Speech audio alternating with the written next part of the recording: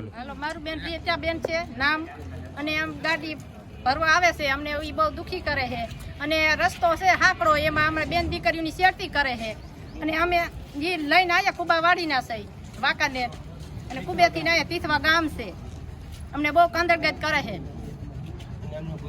અમને રાજકારણમાં અમે તીથવામાં જાય છે સરપંચ છે એ અમને જવાબ દેતા નથી મત લેવા આવી જાય છે મત લઈ જાય બેનું બે મત દ્યો તો મત તમને આ કરી દઈશું તે કરી દઈશું કાંઈ પણ કરી નથી દેતા અમારા નાના દૈસા હે અમારે ખનેજ ખાતા વાળું ને અમે કીધું સાહેબ ને કીધું બધા આવ્યા તો અમને કાંઈ હજી તો નિર્ણય નથી મળ્યો હાલવા ચાલવાની ના પાડે છે એમ કહે છે કે તમારે રસ્તો તો અમારો આજે હાલશું કાલે હાલશું રસ્તો અમારો બંધ નહીં તમારો અમે હાલવું હોય તો હાલો બીજા રસ્તે તમે હાલો એમ કહે છે અમને માથે ગાડી ચડાવવાની છોકરા કે ઘરમાં ગાડીઓ ન કરે અમે ગાડીઓમાં લઈ લઈશું એમ કહે છે આ વાતનો અમને નિરાકરણ કરો અમને નિરાકરણ આપો અમને જાજુ કઈ કરીને અમને આ વાતનો નિરાકરણ કરો તારું ભજન ના પડી તમાર ભજન વાત કરી લઈ અને આ માલિક રે એમ કહે કે તમારા છોકરા ઘરમાં રાખજો ને તમે કાપી નાખો તમારા છોકરાને ક્યાં રાખવાના ડાક્ટરને જાણ આપો હડા આલે છે ગાડીઓ અકાલે છે અને અમારે જણ બાર નો ધંધો કરવા છે અમે રાતે હોય તો રાતે ગાડીઓ આવે છે ને જાય છે અમે બાઈને નીકળી ભાઈ ધીમી રાખ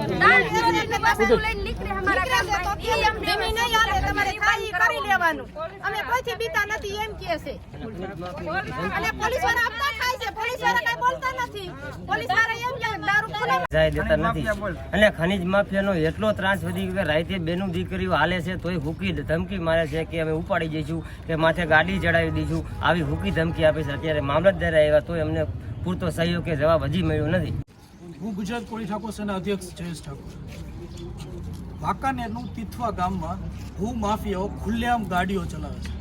અને વગર લાયસન્સે રેતી ને કપચી ને બધું ત્યાંથી લે છે અને ખુલ્લેઆમ ધમકીઓ દે છે તમારે જ્યાં દોડવું ત્યાં દોડી લ્યો જે કરવું એ કરી લેજો અમે તો આ રીતે કરશું અને જે હાલમાં જ આજનો એક બનાવ કુબિયા જે ગામ છે અહીંયા કોળી વિસ્તાર છે ત્યાં 2 થી 3 લોકો ઉપર મર્ડર થવા ઉપર તૈયાર હતું ત્યાં ગાડી ઉપર ચડવા તૈયાર હતું ત્યાં એવી પરિસ્થિતિ હતી છતાં એ લોકોને કોઈ જાતનો ડર નથી અધિકારીઓને અમે બોલાવી છીએ જે ખનીજ જેના અધિકારીઓ છે એને ફોન કરીને બોલાવી છે એવું કહે છે કે અમે કરશું પણ કોઈ જાતનું કાંઈ કાર્યવાહી થતી નથી જો આગામી 2 થી 3 દિવસની અંદર આ બધું નહીં કરવામાં આવવાનું છે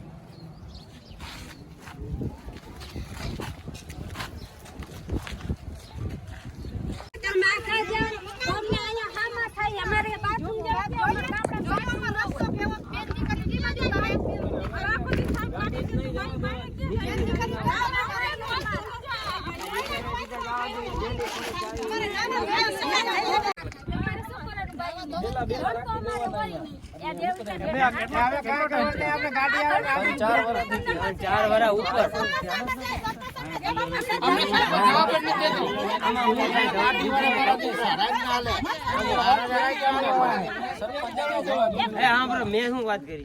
કે અહીંયા હું એમ કહું આવડા રેતી સારે હું જાઉં ને એટલે મને સીધું ઘરે આવ્યું કે હવે નો નીકળ્યો તો તને ટાઈમ મને માન નાખી ધમકી મારે ધમકી ચડે એમ બોલે એટલે બંધ થઈ જાય બિચારા આવી રીતે થાય એમ તમને કોઈ નો કરી કે એમ તમે ધમકી દીન તો માળા પીવે જ ને પોલીસ વાળા બધા એમ કોઈ નો કરી જવાનું કે